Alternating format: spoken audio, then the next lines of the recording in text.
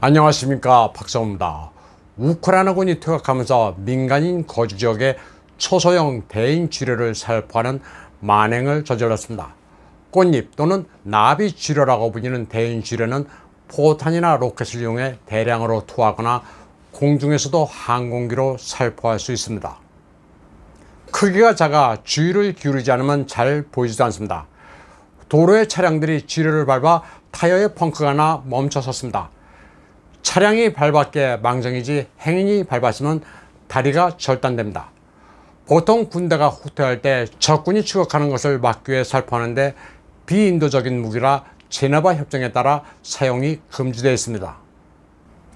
꽃잎, 나비 지뢰는 색깔도 여러 가지입니다. 브라운도 있고 녹색, 노란색도 있어 어린이들이 호기심에 건드리기 쉽습니다. 캐나다의 독립 언론인 에바 바틀렛은 도네츠크의 여러 도시에 우크라이나군이 꽃잎 지뢰를 대량으로 살포했지만 서구 언론들은 이에 눈 감고 있다고 말했습니다. 에바 바틀렛은 우크라이나군이 도네츠크의 도시에 지뢰가 들어있는 미사일을 발사하는 바람에 거리 곳곳이 지뢰밭으로 변했다고 전했습니다. 도로와 공원, 민가 가리지 않고 떨어져 주민들이 공포에 떨고 있습니다. 그녀는 우크라이나군이 키예프스키, 키롭스키, 쿠이브셰프키 등 여러 도시에 지뢰 포격을 가했다고 말했습니다. 그리고 이는 키예프 정권이 돈바스의 민간인을 상대로 8년 이상 저질러온 전쟁 범죄의 연장선상에 있다고 말했습니다. 지뢰 제거 공병이 배치돼 쉴 새 없이 폭발물을 제거하고 있지만 한도 끝도 없습니다. 주민들은 다른 사람들이 밟지 않도록 분필로 동그라미를 치거나 종이로 경고문을 써놓기도 합니다. 도네츠크 공화국 비상계획부에 따르면 우크라이나군은 허리케인 다연장 발사 로켓으로 지뢰를 퍼뜨립니다. 포탄 하나에 312개의 지뢰가 실린다고 합니다. 도네츠크 전역에 살포된 이 대인 지뢰로 여러 명의 민간인이 사망하거나 다치고 있습니다. 명백히 우크라이나군이 한 짓인데도 불구하고 우크라이나는 침묵을 지키거나 러시아 측이 한 짓이라고 덮어 씌우고 있습니다. 돈바스 지역에 꾸준히 관심을 갖고 취재해온 에바 바틀렛은 키예프 정권을 거세게 비판했습니다.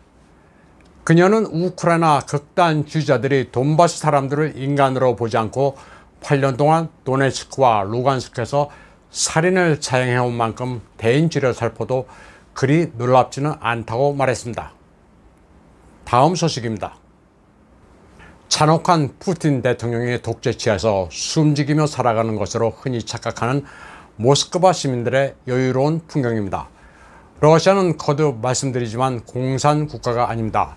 시장 경제 체제를 도입한 보수적인 나라입니다. 러시아에 대고 멸공을 외치는 분들은 사고가 90년에서 멈춘 겁니다. 러시아는 소련이 아닙니다. 그런데 서방의 경제 제재에 얼마 안가 나라가 망할 것이라면서 안타까운 시선으로 러시아인들을 바라보는 사람들이 많습니다. 언론 자유도 없고 조금만 바른 말을 하면 숙청당하는 독재국가에서 살림살이까지 어려워 밀란이 일어날지도 모른다고 하는 러시아 모스크바의 모습입니다. 일찍이 인간 내면의 깊은 심연을 밀도 있게 묘사한 도스토옙스키의 나라 러시아 사람들을 안타까운 마음으로 걱정하는 사람들이 제법 많습니다. 그러나 다 쓸데없는 생각입니다. 마침 서방이 러시아에 대해 일으킨 경제전쟁은 결과적으로 모스크바에 아주 좋다고 전 월스트리트의 경제전문가 마이클 허드슨이 독일 매체 융의 벨트와의 인터뷰에서 말했습니다.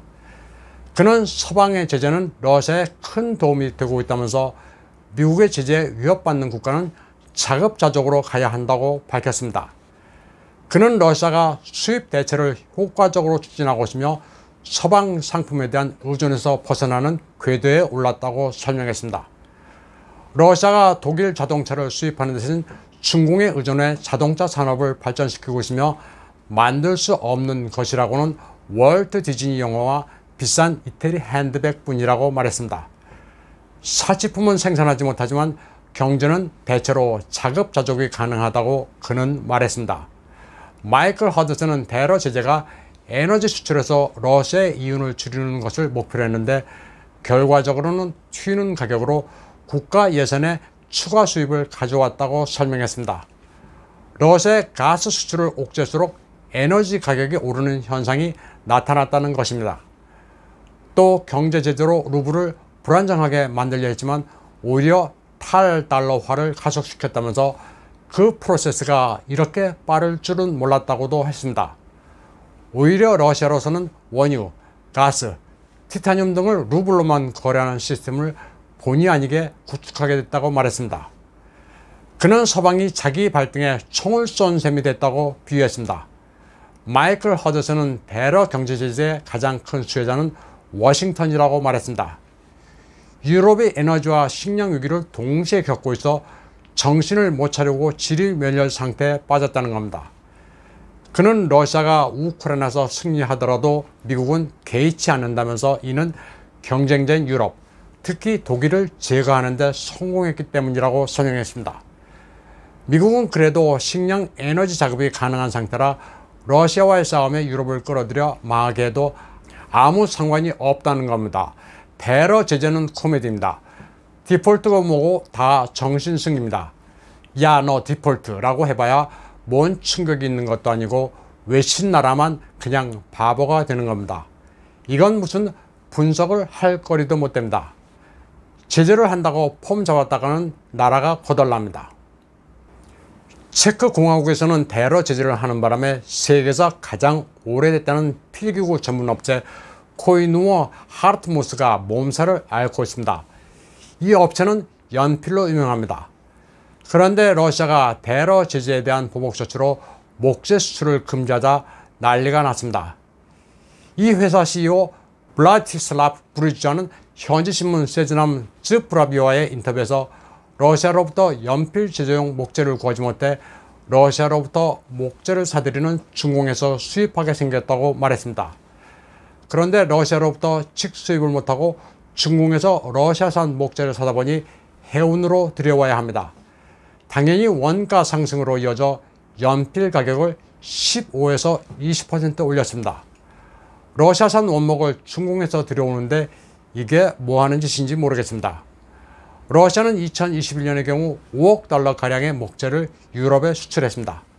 그리고 그 절반 이상은 사우나의 나라 핀란드로 향했습니다. 사우나 설비나 장작용입니다.